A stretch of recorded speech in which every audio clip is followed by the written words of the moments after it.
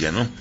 Gracias, Laura, por compartir con nuestros oyentes, los del circuito Play FM Network. Un poquito para ubicarnos no solo en el espacio jurídico, sino también un poco, porque esto desde luego se permeabiliza hacia el espacio político, porque ya estamos viendo actuaciones en ese sentido, lo que significa no solo la extensión, que pudiera decirse es más de lo mismo, del decreto de estado de excepción y de emergencia económica, sino el valor agregado, por decirlo de esta forma, lo que suma dentro de esta nueva extensión el decreto que apareció publicado en Gaceta Oficial, que le da poderes muy particulares, para muchos consideran casi que absolutos, al presidente de la República para tomar decisiones por las circunstancias que vive el país, de crispación, de agitación, de violencia y de protesta. De hecho, lo que ocurrió con el anuncio del ministro de la Defensa de enviar tropas de la Guardia Nacional y, digamos, un cuerpo élite que al parecer pertenecería al ejército, al Estado Táchira, es parte de este asunto, pero lo que al final todos consideran, en términos generales, es bueno, y digo yo todos, por lo menos que registran inquietud y preocupación, ¿qué va a pasar con todo esto? Adelante, te escucho y saludos. Hola, Carlos, gracias por llamarme, gracias por siempre, estar pendiente de lo que hacemos y de nuestra opinión. Nosotros tenemos una página web que se llama accesoalajusticia.org y tenemos en redes, nos pueden ver por Facebook, Acceso a Justicia, y en Twitter, Acceso a Justicia también, y en Instagram, Acceso a la Justicia. Básicamente, efectivamente, tú sabes que el gobierno ha interpretado que dicta un decreto de excepción y luego lo prorroga por 60 días, como dice la Constitución. Lo que sí es diferente a la Constitución es que luego dicta otro y lo prorroga, y después dicta otro y lo prorroga. Es decir, no se pueden seguir dictando decretos cuando ya la primera vez que lo dictaste con el medio que usaste, que es la excepción, no resolviste el problema, sino que tú ya deberías de irte a otro medio, porque la Constitución es muy clara en decir que si el medio de la excepción no funciona, es que no es el medio adecuado. Entonces aquí van dictando, son supuestamente nuevas excepciones, no son prórrogas, y la gente lo que dice es que en realidad es otra prórroga, porque al final, es verdad, al final no tiene ninguna diferencia, pues, como bien dices tú, es más de lo mismo, ¿no? Entonces, tenemos otra prórroga más, u otro decreto que tendrá a su vez su prórroga, y vamos a decir que es la manera legal, entre comillas, que el gobierno ha interpretado que se puede hacer según la Constitución. Pero es interesante porque el mismo gobierno en sus considerandos dice, el decreto dice, no, que es que no hemos logrado acabar con esta guerra internacional y nacional a la que estamos sometidos, ¿no? Y entonces por eso tenemos que volver a acudir al estado de excepción. Como dicen los abogados, a confesión de parte, relevo de prueba. O sea, la Constitución dice que tú no puedes usar ese medio. Entonces, eso es lo primero que quiero acotar. El mismo gobierno ahí está confesando la inconstitucionalidad del decreto. Sin embargo, pensamos, desgraciadamente, que el Tribunal Supremo lo va a volver a aprobar y va a decir que es constitucional. La otra cosa con el decreto es que sí, se parece mucho a los anteriores, lo único que hay algo que dice el presidente que restringe todas las garantías constitucionales, menos las que está prohibido por la propia Constitución restringir, ¿no? Entonces ahí donde viene lo que tú comentas sobre el poder absoluto. Efectivamente, significa entonces que formalmente, según el gobierno, estamos sin Constitución, porque si están restringidas todas nuestras garantías. Ahora, otra cuestión es que la misma Constitución dice que no se puede hacer eso así, sino que usted tiene que decir concretamente cómo las limita, de qué manera van a estar limitados los ciudadanos y en qué ámbito, pues, y ser muy concreto. Y eso no se hizo en ninguno de los decretos, sino que son de manera general muy amplios. Los anteriores hablaban solo de temas, no solo, pero fundamentalmente de temas económicos, y pues se va a todas las materias. Fíjate que también es interesante notar ahí que lo que ocurrió con la sentencia 155, que era la que decía cuando hubo el escándalo internacional de la disolución de la Asamblea, eso fue la 156, y la anterior que también fue después aclarada y cambiada por el Tribunal Supremo, que es la 155, decía que se estaba creando un estado de conmoción y anunciaba y o permitía que el presidente dictara un estado de conmoción adicional al de emergencia, ¿no?, económica.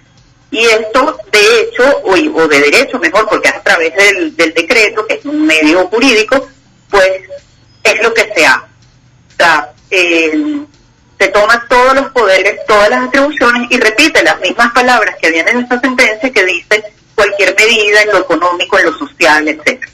Ahora, fíjate, una cosa, Laura, si, por ejemplo, ¿no?, ya vimos una primera muestra o un primer ejemplo.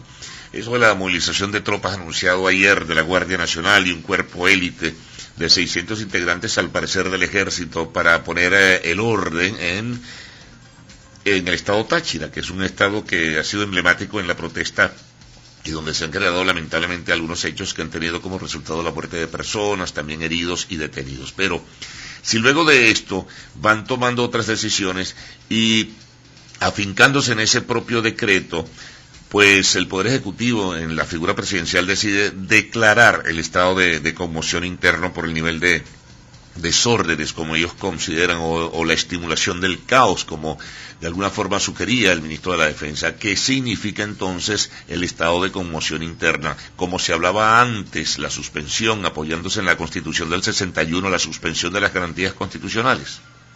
Es que ya lo hicieron, Carlos. En este decreto él dice que están restringidas todas las garantías, menos las que la Constitución prohíbe, que son el debido proceso, la pero prohibición perdóname de que te comunicación. interrumpa, pero eso es contradictorio, porque fíjate que me imagino que lo habrás pensado de la misma forma o habrás reflexionado eso, salvo aquellos que tienen que ver con debido proceso, tortura, confinamiento, etcétera, violación de los derechos humanos, pero se está denunciando en forma recurrente, frecuente, que todos esos valores fundamentales de los derechos humanos, y en este caso del debido proceso, se están burlando, no se están cumpliendo. Es absolutamente contradictorio el papel, el cuerpo teórico del decreto con lo que está ocurriendo en la realidad.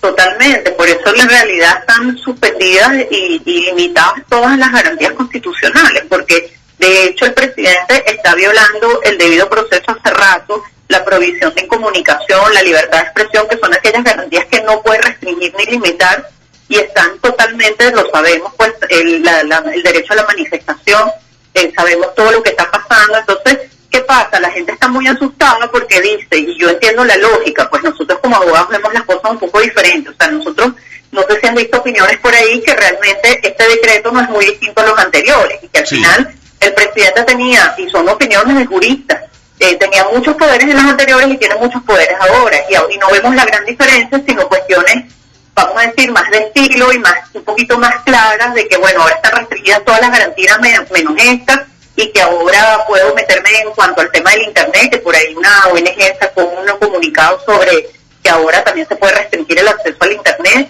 que se llama IPIS, la ONG, y regular los contenidos. Y también el decreto tiene otra cuestión muy interesante, que es que el presidente puede regularlo todo. Entonces ahí viene lo que yo te decía, la sentencia 155, que donde le daban como potestad al presidente para cambiar hasta el Código Penal, y yo me imaginaba que eso iba hacia el lado de empezar a excluir formalmente a través de una norma que dicta el propio presidente a la fiscalía de todos los procesos. Pero como bien dices tú, de hecho eso es lo que está ocurriendo, porque por eso es que te estás yendo a la justicia militar, que como tú sabes está totalmente por debajo. O sea, aunque la Constitución dice que es parte del Poder Judicial, en realidad hay una resolución del 2000, creo que es 14, y del 2014, nosotros tenemos un artículo en la página sobre eso que se llama la justicia militar, que es el ministro de Defensa quien nombró al fiscal de la justicia militar, a los jueces, a los magistrados y a la defensa pública. Entonces eso está totalmente controlado por el presidente, y él además puede decir cuál caso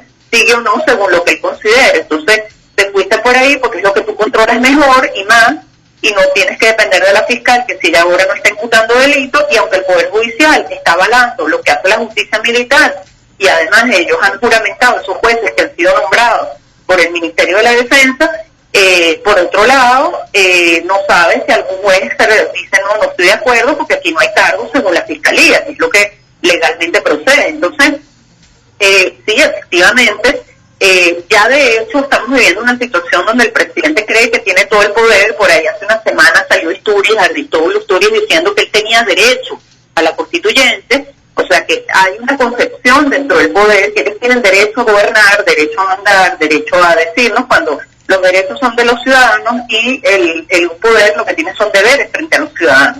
Entonces es una concepción del poder absoluta, al revés, y donde además es militarizado y estamos en camino, claro, ya hacia una dictadura militar muy clara, tradicional, donde yo uso vamos a decir, mi parte o lo que yo controlo, que al final aparentemente es el ejército y la justicia militar, para enjuiciar a todo y que es oposición. El problema aquí en Venezuela es que es un sistema que no es nada más de dictadura como eran las antiguas, sino que es totalitario, de esas que se instauraron en Europa, como la dictadura, los regímenes fascistas y nazistas, o el de Franco también en España. Bueno, y los comunistas, porque los comunistas con su puño de hierro, Stalin era un criminal, y los gobiernos que estableció el eje soviético fueron terribles, eran totalitarios y violadores de los derechos humanos. No hay mucha diferencia entre comunistas y fascistas. No hay mucha diferencia, hay unas diferencias, pero efectivamente en lo que es y a eso iba, esa doctrina que empezó en los años 30, vamos a decir, en Europa, y que se instauraron ese tipo de dictaduras, obviamente incluida lo que era Rusia, después la Unión Soviética, sí. Pues básicamente, que es comunismo, pues básicamente quiere controlar el pensamiento completo del ser humano, y eso va al socialismo del siglo XXI, lo dice el Plan de la Patria, y entonces cualquiera que piense distinto es enemigo, entonces somos todos enemigos, y cualquier actividad privada, porque esa es la parte comunista, no la parte fascista, es enemigo porque además ellos quieren controlar toda la propiedad, quieren controlar la actividad privada, quieren eliminar la empresa privada, lo que quieren es controlar todos los medios de producción. Entonces, y hasta ahora se ha hecho de una manera, porque tú tienes tiempo, tú vienes de Chávez, claro. Pues, bueno, tú lo sabes. Bueno, Laura, te agradezco mucho, se nos acabó el tiempito, pero lo aprovechamos bastante bien para escucharte y también oír de tus reflexiones sobre estos temas que son bien interesantes. Bueno, seguiremos en contacto en una próxima oportunidad. Muy amable, ¿eh? Gracias a ti, chao, buen día. Hasta luego. Bueno, Laura Louceiro.